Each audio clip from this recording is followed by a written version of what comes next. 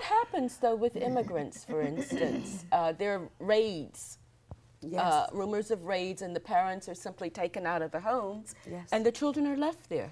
May I tell you, though, that that was a major concern when those raids took place in the San Mateo community, where INS... Just recently, INS came and did a sweep.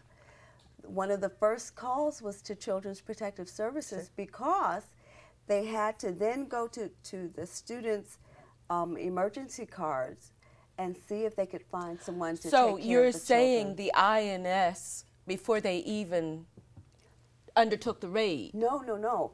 When the parents were swept, when a report was received that this parent had been taken away by INS, the kids may have come to school, or a neighbor said, oh, my neighbor was taken away, CPS had to determine, was there another plan for that child? Shouldn't that have been determined before a raid? I mean, how do you go into, how does the INS go into somebody's house, take the parents out, and just leave the children there? Well, if I can say, I was recently at a meeting in Santa Clara County and was approached as part of the foster care system to help Catholic Charities find a way to recruit foster parents in advance of an INS sweep.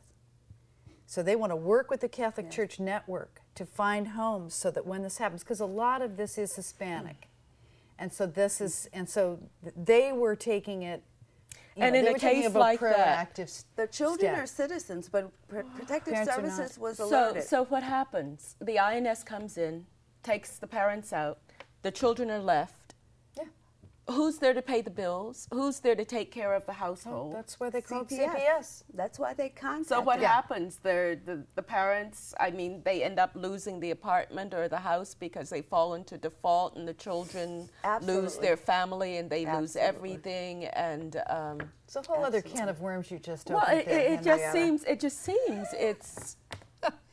It is crazy. It's awful. I'm thinking of the trauma for the children who are left. Yes. And who is speaking up for the poor children?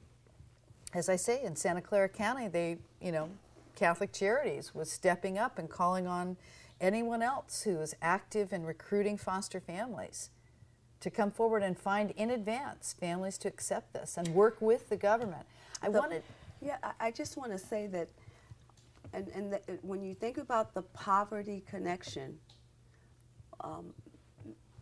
some of those people who may have been caught up in the sweep, they don't have money to hire an immigration attorney to help them get their work visa to be in the country legal. Poverty in and of itself is a risk factor for children. It's a risk factor.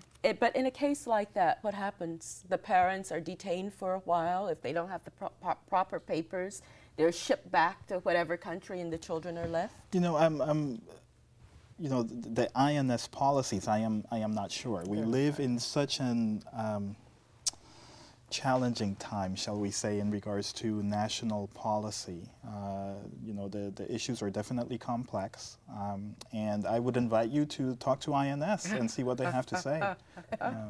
Well, that might be another show. I do think it's encouraging, though, to hear that statistics are being reviewed, both certainly in our counties here of San Mateo and Santa Clara, of the disproportionate representation of certain racial groups. And I know for a fact that Santa Clara social workers have had training that has exposed how they're reacting and how different members of the staff from CPS through other aspects of Human Services Agency, how they are reacting versus white man or a black man. And it's very interesting. They are receiving training because they don't want to be taking children unnecessarily. Well, I would think that would be the goal, but when you talk about the breakdown of the family, and especially you talk about the breakdown of the family for minorities, and then what you find is that there are policies that actually encourage this separation of children from their natural families. No. I don't think they policies. encourage it. No. There are no Well, policies there might be a quickness, perhaps, on the part of social services to take children. No, I wouldn't necessarily agree with that. You know, we've definitely talked about the risk factors that are involved, and this is nationwide. This is not, and this is also not new information. This is unfortunately a systemic problem across the United States. We are talking about the elephant in the room. You know, institutionalized racism is what we're talking about, and it's a challenge for all of us. It's a challenge for all of us, not just in Human Services Agency, not just in child welfare, but throughout our society, I believe.